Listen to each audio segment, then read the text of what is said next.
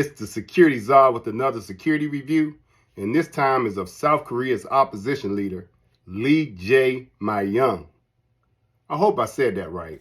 If you haven't seen this video, let's watch it, and then I'm going to come back and get down on it like a Kool in the Gang song. All right, so here we go.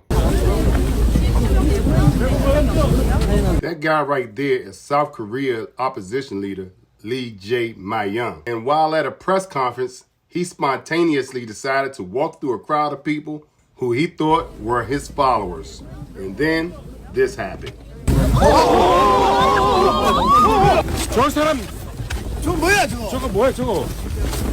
Now that may have been graphic to watch, so let's see what takeaways that we can learn from this. What did we learn, Palmer? I don't know, sir. I don't fucking know either. I guess we learned not to do it again. Yes, sir. I'm fucked if I know what we did. Yes, sir. It's hard to say. As I said earlier, Myung was attending a press conference when he was stabbed in the neck by one of the attendees in the crowd. This is Myung on the ground being attended to, and this is his security. 8 in total, I counted. For those of you who didn't know, Myung ran for president in 2022 for South Korea.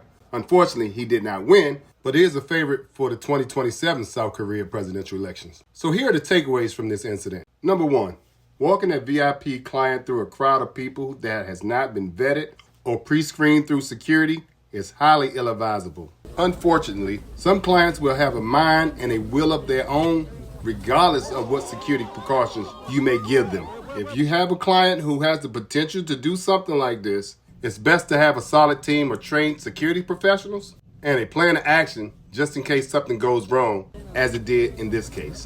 While we can all understand a VIP's desire to interact with their fans and supporters, we also have to realize that it doesn't make much sense for the VIP to be for the people, with the people, only to be killed or injured by the people. If your client insists on engaging with fans and supporters in public space, it is best to set up a fence or greeting line that's controlled with security measures. Depending on the size of the crowd and the security procedures in place, something as simple as rope and stanchion may suffice. For a larger and more challenging crowd, where screening everyone may be impossible, you may want to use something more sturdy and hard to breach, like bicycle rack. When a VIP is greeting fans and supporters, it's best to flank them with agents on both sides, whose main responsibility is to focus on the hands, faces, and body language of the people standing directly in front of them. There should also be agents in the crowd whose main responsibility is to watch the people standing directly in between them and their principal. You can see in these pictures and videos that these are the measures used by Secret Service and other high-level security details. Watching this video, there appeared to be some confusion on how to respond from Myung's security team. You can clearly see 8 to 10 people of what appears to be his security detail rushing to subdue the attacker, which leaves Myung with limited security and no one looking out for a second attack. In an incident like this, we have to remember that the first attack could be just a distraction and there could be other attackers in the crowd. So in incidents like this, there must be a coordinated response with each agent handling their areas of responsibility according to the formation that they're in, and not a knee-jerk reaction where everybody rushes towards the threat. And that's why I recommend formal training for everyone working in the executive protection business. I also recommend that you train often with the people that you normally work with. Since this incident turned out the way that it did, I want to highlight that some of the articles that I read stated that Myung was accompanied by police officers. And because I saw no uniformed police officers in the videos, I can only assume that some of those men in plain clothes were police officers and were acting as a security detail. Now, I want to say this. A police officer is no more of an executive protection agent than a Marine is a Navy SEAL. Every profession requires a level of experience and training.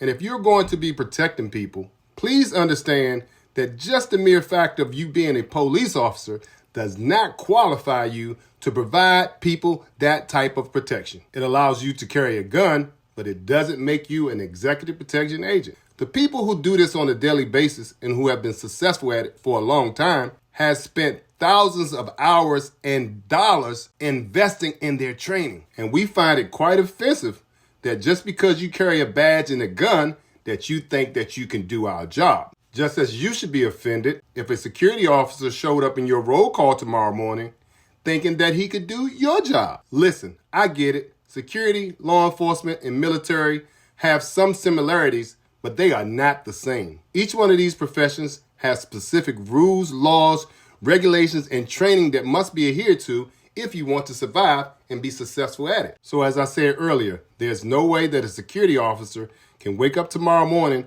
and decide he's going to be a police officer without going through any training, not knowing the laws and regulations of the jurisdiction that he works in, just as a police officer cannot strap on an M16 and show up on the battlefield without any training or knowledge about the laws of war. And though a Marine may be one of the fiercest warriors on the planet, it is impossible for him to do the job of a Navy SEAL without ever going through the training that a Navy SEAL has gone through. And so it is in the executive protection business. Please stop playing with your life and the lives of the people that you protect and go get yourself some real training. And my final takeaway is this.